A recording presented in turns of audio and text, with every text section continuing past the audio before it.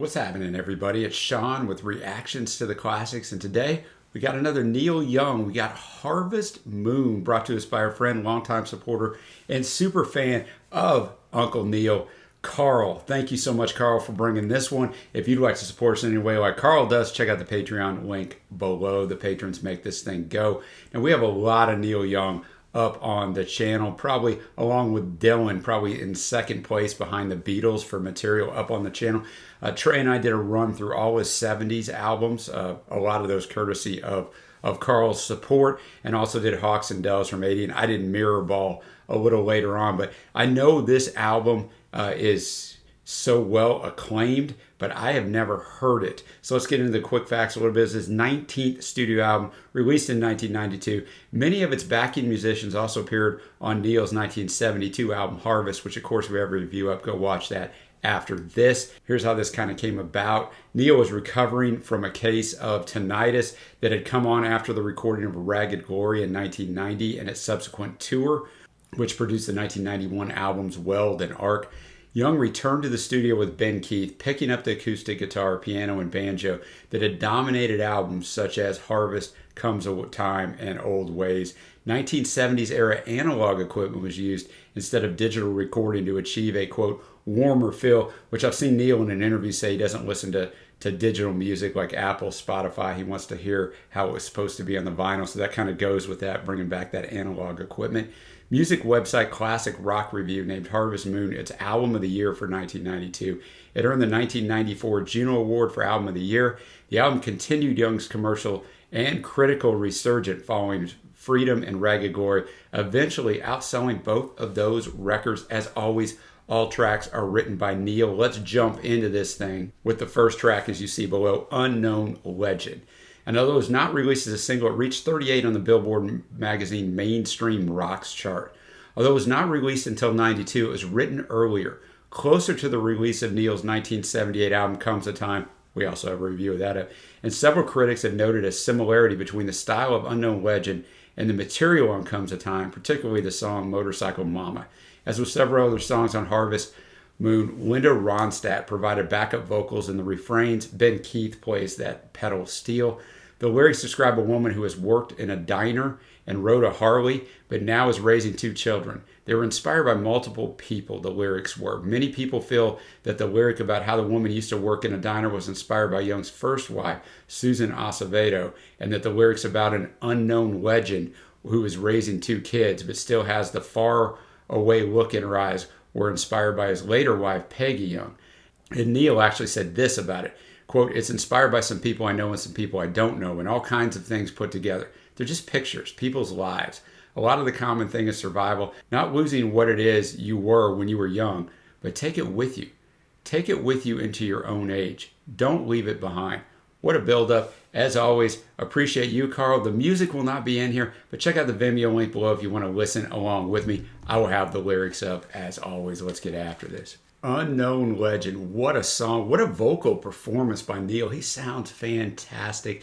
Kenny Buttrey on the drums. Some nice bass work by Tim Drummond. And, of course, the pedal steel with Ben just works perfect because it's subtle in there. It's not overwhelming. And then Linda Ronstadt and Ben jump in there on the chorus, on the backings. Just such a good song. It's about what I talked about in the beginning. He talks about her working in the diner. He used to order just to watch her walk across the floor. Somewhere on a desert highway, she rides that Harley Davidson, her long blonde hair flying in the wind. She's been running half her life. The chrome and steel she rides colliding with the very air she breathes. The air she breathes. It's just so good. What a way to start the album out. She's looking for that magic kiss as she's raising those two kids, kind of maybe a little Snow White throw out of transforming her to a different life and waking her up. Wow, that was super well done. Now we move on to From Hank to Hendrix, which really has me curious to hear this song after doing the research. But the lyrics tell of the changes in a relationship over time using musical and pop culture figures as reference points. The Hank in the title refers to either Hank Williams, who's the first Hank I always think of, or Hank Marvin, both of whom inspired Neil, and the Hendrix, of course, refers to Jimi Hendrix. The early verses of the song tell of the singer's devotion to the woman, and he sings about how he believed in her and loved her smile over the period covered by the song. But the mood of the lyrics shifts when the singer notes that, quote, "now we're headed for the big divorce, California style," end quote. The reference to divorce suggests the song may be about Neil's ex-wife at the time, Carrie Snodgrass. Many of the Harvest Moon songs, including the title track, are about then current wife, Peggy Young, in which case the reference to divorce is more jolting. Young explained, quote, the divorce is never mentioned again in the song. It's just another element in the relationship. Then he's further stated, well, that's one part of the story. There's a whole bunch of things in there. You're constantly wondering which way things are going to go, whether it's going to last or whether it's going to explode. That's part of the romantic relationship, certain amounts of turmoil. And in that further link to Neil's album of Harvest, Linda Ronstadt and James Taylor this time providing backing vocals on the refrain. Well, there you have it, from Hank to Hendrix. What a song, man. We started out, the instrumentation, first I'll point out, we had Spooner Oldham on keyboards doing a nice job. It's along with the usual suspects. And then we had, throughout the song, Neil, he starts it out with the harmonica and comes in at different, pauses for the instrumental, and just fantastic on that harmonica. Lost art, but Neil does it so well. And once again, he sounds so good. And then on those choruses, you have Linda Ronstadt, James Taylor, as I mentioned. It also says Benny Keith in the official liner notes. That just sounds fantastic when they all come on. What a unique way to frame up a relationship, right? Verse 1, from Hank to Hendrix, I walk these streets with you. Here I am with this old guitar doing what I do. I always expected you'd see me through. I never believed in much, but I believed in you. So he has this hopefulness. Then we get the chorus. Can we get it together? Can we still stand side by side? Can we make it last like a musical ride? Verse 2, he goes, from Maryland to Madonna, I always loved your smile. Now we're headed for the big divorce, California style. So it's went south. I find myself singing to like a long lost friend. And then these two lines are just Neil Young lyricism at its finest. The same thing that makes you live can kill you in the end. And in verse 3, he kind of expands on that and some new things going on for him. Just a really, really good song. Now we're going to move on to track 3, something I could find no research on whatsoever. So let's check it out. We have You and Me. Well, there you have it, You and Me. First of all, I'll say the acoustic guitar was fantastic on this. A slower paced song compared to the other two that we've covered so far on this album, but it really works with the lyrics because it starts out where with the chorus, which I always enjoy. There's two different choruses. He starts and ends with the same chorus, which is one of Neil's nice songwriting techniques that he's used throughout his career. But he says, open up your eyes, see how time flies. Open up and let the light back in. Open up your heart, let the loving start. Open up and let the light back in. And then verse 1, he's reminiscing about how fast time goes and the time they used to have, the good times and the bad. Then we have a different chorus, very similar. Verse 2, he's looking at her just the other night, dancing in the evening light. True love conquers all. Old man sitting there, touch of gray, but he don't care when he hears his children call. And then we get the second chorus and finish with that first chorus. I think it's really just about the testament of love that stands the test of time, with the little gray hair aspect in there. And just how time goes so quickly as well, which I can tell you that as I'm sitting here and I'm almost 50 years old, and I remember when I was 25 like it was yesterday. Now we'll move on to the title track. Of course, the most famous track on here, actually one of his most streamed songs on Spotify. It was the lead single, only went to 36 in the UK at the time. I think this song has really gained in stature as the years have gone by. It uses a moon motif, which Neil has mentioned as being very important to him and having quasi-religious undertones. It's a tribute to his wife, Peggy Young. Linda Ronstadt, again, provides the backing vocals. It celebrates longevity and fidelity in relationships, both in its lyrics and its truly beautiful melody. Let's check this one out. Harvest Moon, just a beautiful song. This is one where Linda's background vocals really comes into play since Neil's writing this to someone he has, everlasting love for. It's nice to hear that woman's voice come in there and punch it up. And really, that's what he's talking about throughout the song. He brings in the harmonica.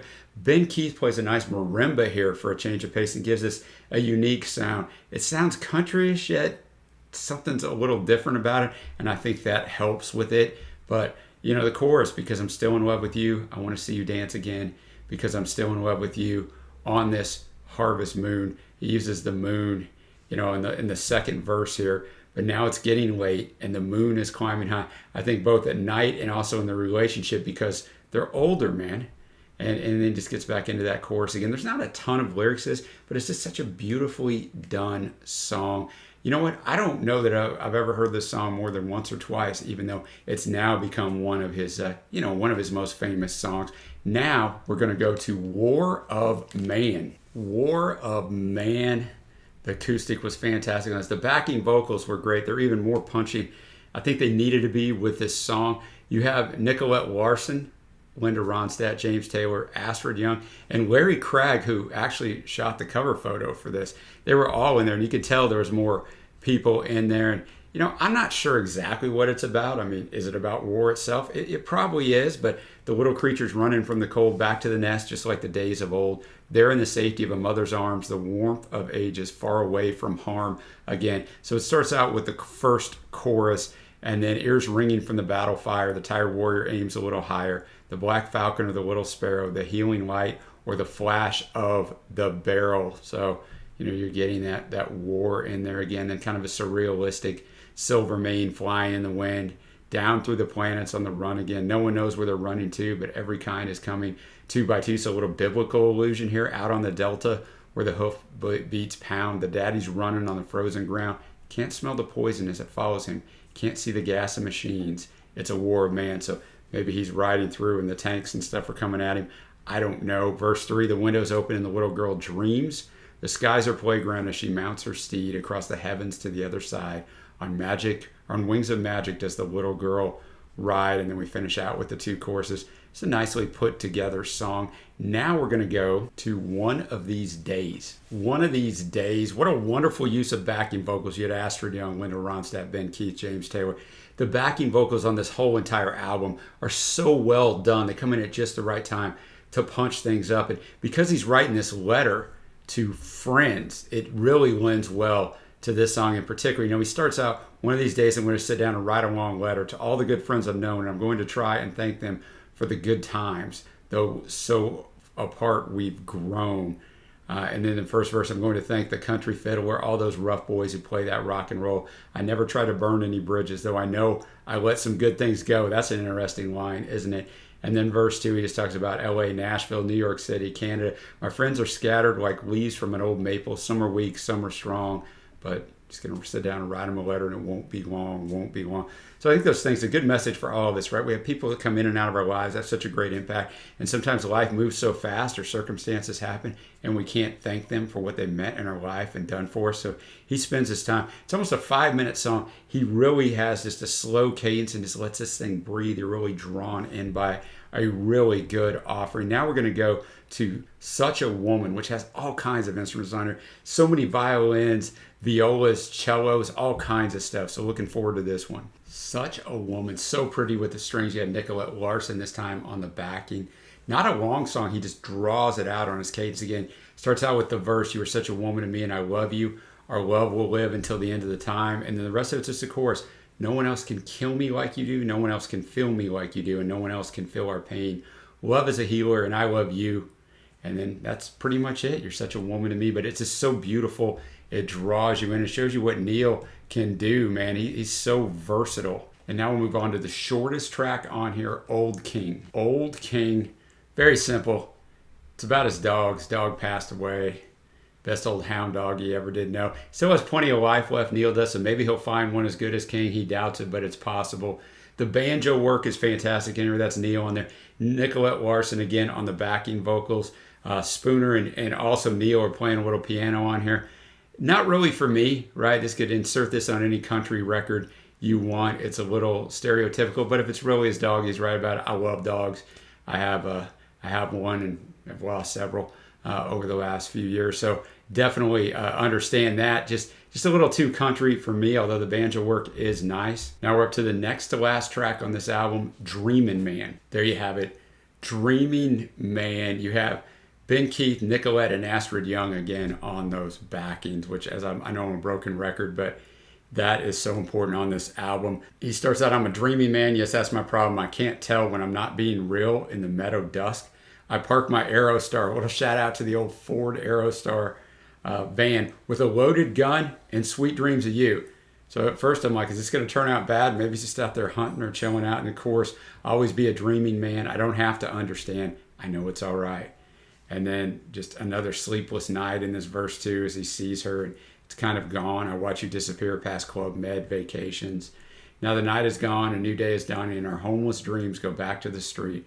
Another time or place, another civilization would really make this life feels so complete. And then dreaming man, he's got a problem, dreaming man. So I don't really know exactly what he's writing about here, but it was a good song. I enjoyed the backing vocals were dreaming. It's so good, a lot better than what I just put on there. Now we're gonna go to the last track, Natural Beauty, which was recorded live at the Civic Auditorium, Portland, Oregon, January 23rd, 1992. And because it's a live track, it's really long. It's 10 minutes, 22 seconds. I'm looking forward to hearing Uncle Neil in concert. Natural Beauty. What a beautiful touch at the end there with the outdoor nature sounds. You would never know this was a live performance except for the crowd reaction at the beginning and the end. That's how good he sounded. And Nicolette Larson was on the backing on this. The instrumentation was top notch. The concert performance was studio-like, which is the ultimate compliment. And really the song's all about natural beauty, about the destruction of the natural beauty, how man has destroyed it,